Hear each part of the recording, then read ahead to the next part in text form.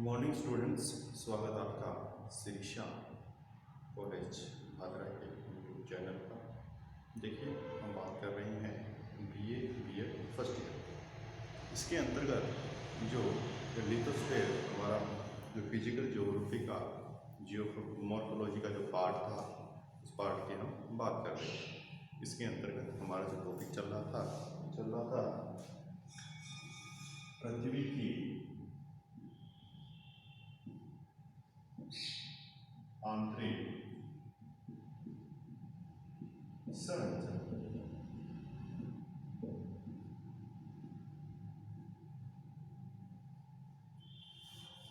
पृथ्वी की आंतरिक संरचना की बात की जाए तो 3 स्रोतों के माध्यम से हम देख रहे थे कि पृथ्वी की आंतरिक संरचना संबंधी कौन कौन से तथ्य स्पष्ट होते हैं। हमने 2 तथ्यों के बारे में देखे। अप्राकृतिक साधन या स्रोत। दूसरी बात की जाए पृथ्वी की उत्पत्ति संबंधी सिद्धांत, ये भी हमने डिस्कशन कर। तीसरा जो कारक है प्राकृतिक स्रोत, इसके बारे में हम आज पढ़े। ज्वालामुखी और दूसरा क्या था, भूकंप। ये 2 स्रोत हमारे सामने, ठीक है, प्राकृतिक स्रोतों में। और अब देखा जाए, ज्वालामुखी की बात की जाए तो ज्वालामुखी के अंतर्गत क्या प्रक्रिया होती है। देखिए, ज्वालामुखी की बात की जाए तो ज्वालामुखी के उद्गार के समय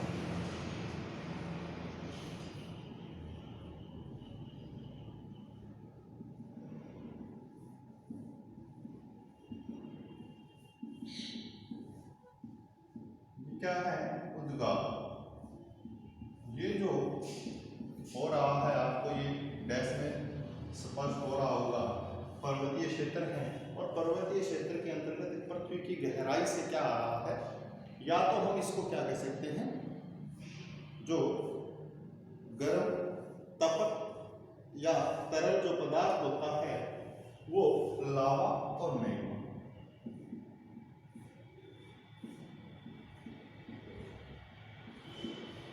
अब लावा और मैग्मा में डिफरेंस देखिए, ठीक है। लावा और मैग्मा, जो बाहर तरल पदार्थ आ जाता है उसको हम क्या बोलते हैं, लावा। जो तरल पदार्थ अंदर ही जमा हो जाता है उसको हम क्या बोलते हैं, मैग्मा। ये तरल पदार्थ होता है गर्म तरल पदार्थ। और इस तरल पदार्थ की बात करेंगे, चट्टानें होती हैं पिघली हुई अवस्था में, वो क्या बन जाता है, तरल पदार्थ बन जाता है। तो ये जो तरल पदार्थ पृथ्वी की गहराई से बाहर की ओर आ रहा है, तो कुछ विद्वानों ने क्या स्पष्ट किया, इसी आधार पर कुछ विद्वानों का मानना है कि पृथ्वी की गहराई में कोई ना कोई एक सीमा ऐसी है जो क्या है, तरल अवस्था में है। पृथ्वी की गहराई की बात की जाए तो पृथ्वी की गहराई में कम से कम एक ऐसी परत अवश्य है जो सदैव क्या रहती है, तरल अवस्था में रहती। किसके आधार पर, इस ज्वालामुखी के आधार पर कुछ विद्वानों ने ये माना। और इसी तरल अवस्था को क्या बोला गया, यहां से मैग्मा आ रहा है तो इस तरल अवस्था को इन विद्वानों ने क्या बोला,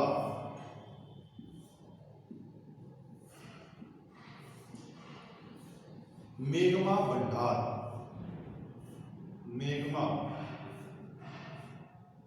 चैम्बर, मेग्मा चैम्बर कहा इस परत को, इस अवस्था। अब देखिए, जहां से ज्वालामुखी के उद्गार के समय तरल व तपक मेग्मा पृथ्वी के ऊपरी भागों में प्रकट होता है, इस आधार पर पृथ्वी का कुछ भाग तरल अवस्था में होना चाहिए। परंतु जैसा कि हमने ऊपर बताया था, जैसा हमने पहले डिस्कस किया था कि पृथ्वी की गहराई में जो आंतरिक भाग की बात की जाएगी, तो आंतरिक भाग में पृथ्वी के जो आंतरिक भाग की बात की जाती है, इस भाग में किसका दबाव होता है? चट्टानों का दबाव होता है। और चट्टानों के दबाव के कारण ये उन चट्टानों को पिघलने नहीं देती है। आंतरिक भाग में अत्यधिक दबाव के कारण चट्टानें जो है, ये चट्टानें पिघली हुई अवस्था में नहीं पाई जाती है। ये हमने पीछे डिस्कस किया, ठीक है। तो इस प्रकार हम क्या कह सकते हैं, आंतरिक जो भाग है पृथ्वी के आंतरिक गहराई की बात की जाए तो ये कैसा होना चाहिए? ठोस होगा, न कि तरल। कैसा होना चाहिए? इस आधार पर देखा जाए तो कैसा होना चाहिए? ठोस, न कि तरल।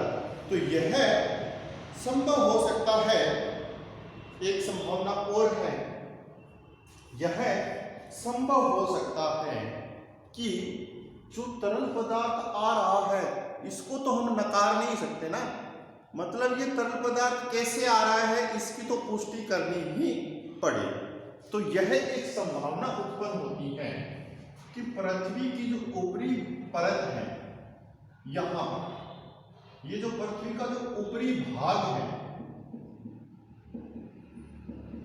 ऊपरी भाग में क्या होता है? चट्टानों में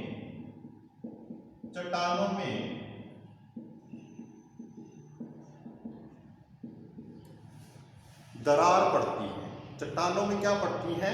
दरार पड़ती है। और दरार पड़ने के कारण क्या होता है? चट्टानों का दबाव कम हो जाता है। चट्टानों के दबाव के कारण पिघली अवस्था में नहीं पाई जाती है। अगर दबाव कम हो गया, चट्टानों में दरार पड़ गई, दबाव कम हो गया, कम होने के कारण क्या होगा? चट्टानें गलनांक बिंदु तक चली जाती हैं, मतलब वो चट्टानें पिघल जाती हैं और वहां पर क्या हो जाता है? चट्टानों का ताप अधिक हो जाता है और अधिक होने के कारण वो पिघल जाती है। इस रूप में वो फिर पिघली हुई चट्टानें प्रकट होती। किस रूप में? ज्वालामुखी के रूप में प्रकट होती है, ठीक है। ये एक प्रक्रिया हमें समझ में आए कि देखिए, एक बार फिर से रिपीट कर देता हूं हर चीज को। ज्वालामुखी के अंतर्गत गर्म, तपत, या हम कह सकते हैं बहुत ज्यादा तरलता, गर्म तरल पदार्थ ऊपर की ओर निकलता है, या तो वो लावा के रूप में या वो मेग्मा के रूप में, ठीक है। अब ये जो प्रक्रिया देखी गई तो कुछ विद्वानों ने क्या चीज स्पष्ट की कि पृथ्वी की गहराई में एक ऐसी परत अवश्य है जो किस अवस्था में है? तरल अवस्था में, ठीक है, ये स्पष्ट किया। लेकिन और इस तरल अवस्था को क्या कहा? मेग्मा भंडार या मेग्मा चैम्बर। लेकिन हमने जब पीछे अध्ययन किया था तो उस अध्ययन में ये देखा था कि जो पृथ्वी का जो आंतरिक भाग है, वो आंतरिक भाग चट्टानों के दबाव के कारण क्या है?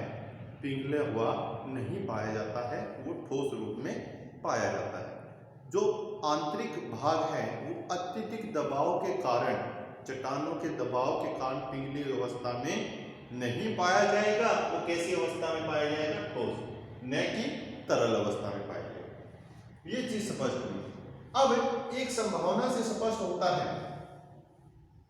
फिर आप पूछोगे सर ये तरल पदार्थ फिर आता कहां से है? तो ये एक संभावना स्पष्ट कर रही है कि पृथ्वी की जो ऊपरी परत है, ऊपरी जो भाग है, इस भाग में चट्टानों में क्या पड़ती है?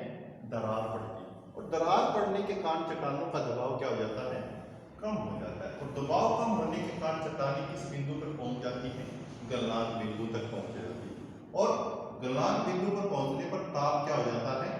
चट्टानों में अधिक हो जाता है। और अधिक ताप के कारण चट्टानें क्या हो जाती है? पिघल जाती है। और पिघली हुई चट्टानें फिर ज्वालामुखी के रूप में बाहर की ओर स्पष्ट होता है। तो एक निश्चित तथ्य हमें नहीं कह सकते, ये एक हमने संभावना जताई है। ज्वालामुखी से हमें कोई निश्चित तथ्य स्पष्ट नहीं होता है। तो चलिए हम बात कर लेते हैं भूकंप के बारे में। ठीक है,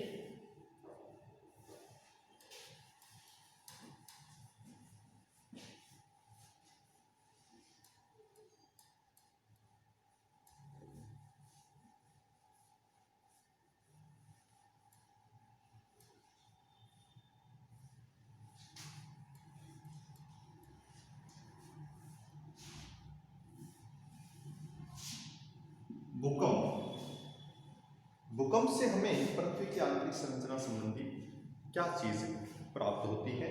ये देखिए भूकंप की बात की जाए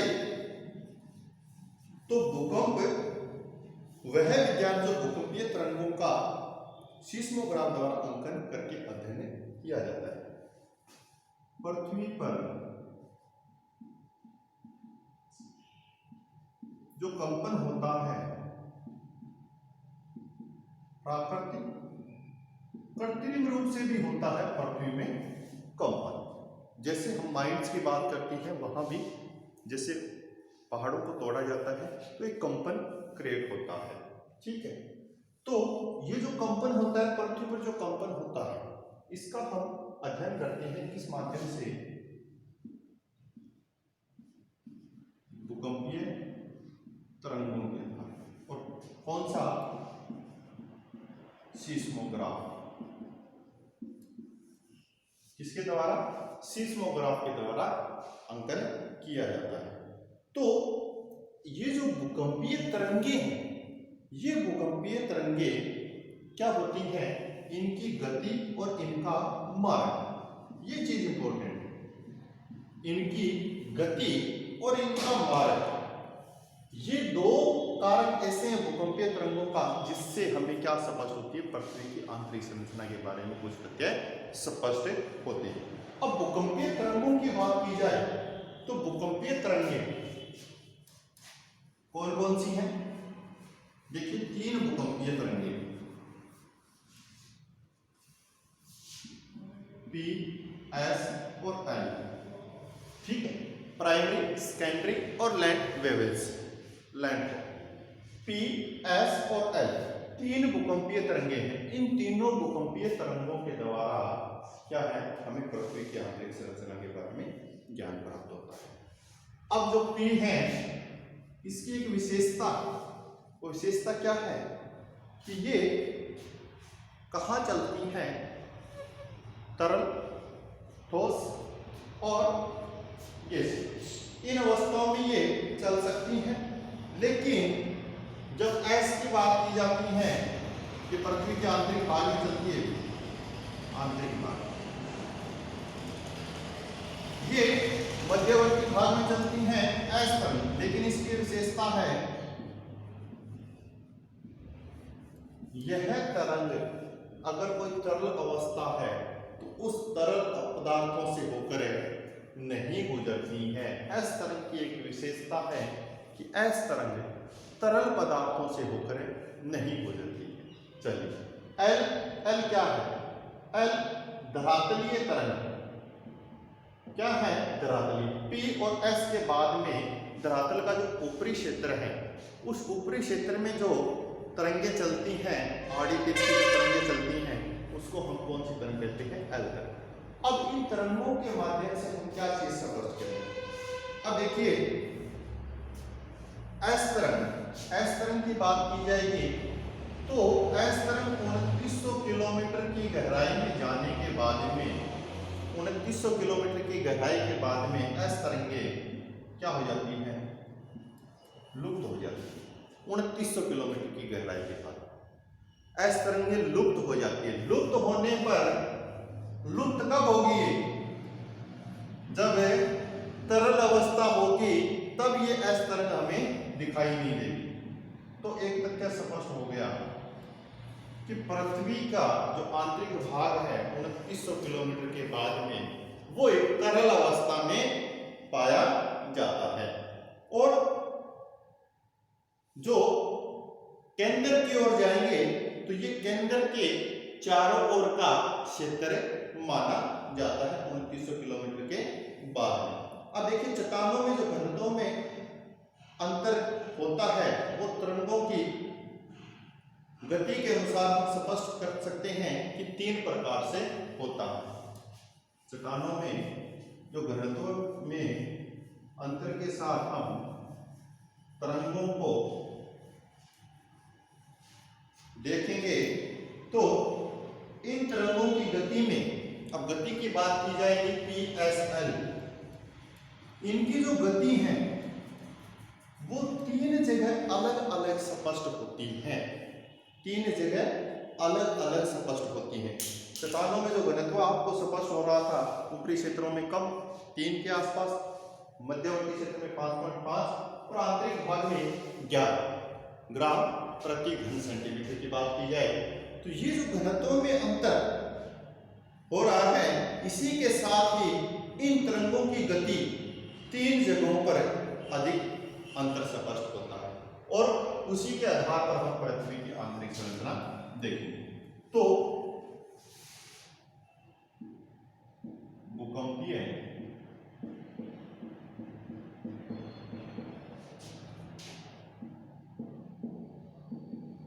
के आधार पर पृथ्वी की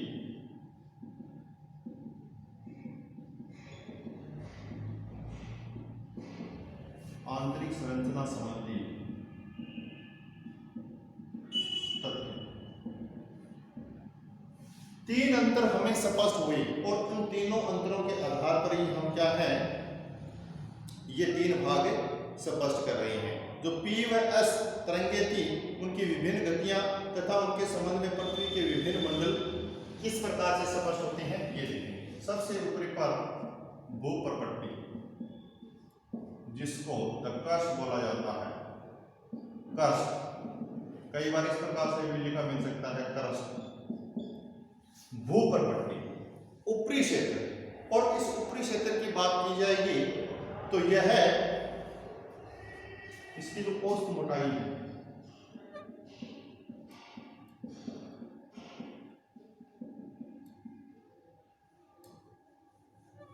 30 किलोमीटर। कितनी है? ऊपरी क्षेत्र से धरातल से हम 30 किलोमीटर की गहराई में जाएंगे, कौन सी परत मिलेगी आपको? क्रस्ट मिलेगी, भूप्रपट्टी मिलेगी। और इसका घनत्व औसत घनत्व की बात करते हैं, औसत घनत्व 3 ग्राम प्रति घन सेंटीमीटर। 3 ग्राम प्रति घन सेंटीमीटर इस भूप्रपट्टी का औसत घनत्व पाया जाता है। दूसरा जो अंतर स्पष्ट हुआ है वो है आपका अनुपटल,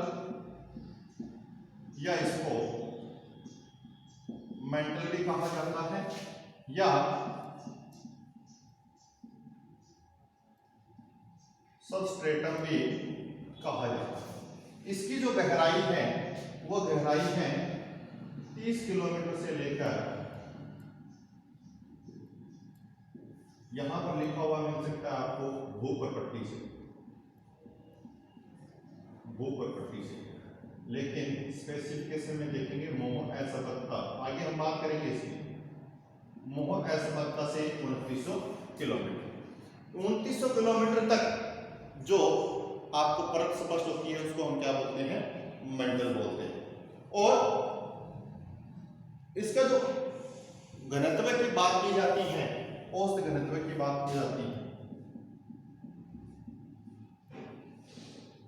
वो कितना है? 5.5 ग्राम घन सेंटीमीटर। ठीक है। तीसरी क्या चीज मिलती है? तीसरी, जिसको अंतरतम कह सकते हैं या अभियंतर कह सकते हैं या कोर कह सकते हैं या प्रोड कह सकते हैं। ये बहुत सारे नाम हैं लेकिन एक ही चीज है। अब इसकी जो गहराई है वो कितनी है? 2900 किलोमीटर से लेकर और लास्ट जो पृथ्वी का केंद्र है 6371। आपको कई जगह 75 मिल सकता है, कई जगह 71 मिलता है, कोई दिक्कत नहीं है, राउंड फिगर में यही है। अब इसका औसत घनत्व है, औसत घनत्व की बात की जाती है तो 11 ग्राम प्रति घन सेंटीमीटर। ये तीन चीज स्पष्ट हुई है। ये तीन चीज स्पष्ट कैसे हुई है कि भूकंपीय जो तरंगे थी इनकी गति में परिवर्तन हुआ। तीन जगह पर गति में परिवर्तन जैसे ही हुआ तो ये तीन भाग हमें पृथ्वी की गहराई में स्पष्ट हो गई। एक तो भूप्रपट्टी, दूसरा अनुपटल, तीसरा अंतरतल, ये तीन भाग। और इसकी विस्तृत जो व्याख्या है वो व्याख्या हम नेक्स्ट क्लास में करेंगे। इसका एक डायग्राम बनेगा, इस प्रकार से हम डायग्राम बनाएंगे। ऊपरी क्षेत्र में भूप्रपट्टी, मेंटल और नीचे क्षेत्र में कोर। उसमें आपको बिल्कुल अच्छी तरीके से समझ में आ जाएगा भूकंपीय तरंगों से हमें कौन कौन से तथ्य स्पष्ट हुए। तीन तथ्य स्पष्ट हुए थे क्योंकि भूकंपीय जो तरंगे थी पी, एस और एल, उनमें गति पी व एस ये मुख्यतः बात की जाती है। पी व एस, इनकी गति में क्या आ जाता है? अंतर आ जाता है। अंतर के कारण हमें स्पष्ट हो गया, मतलब कोई ना कोई अलग चीज है आगे। अलग चीज है तो तीनों की तीनों ये चीजें थी, भूप्रपट्टी, मेंटल और कोर। और इन तीनों की व्याख्या हम नेक्स्ट क्लास में करेंगे।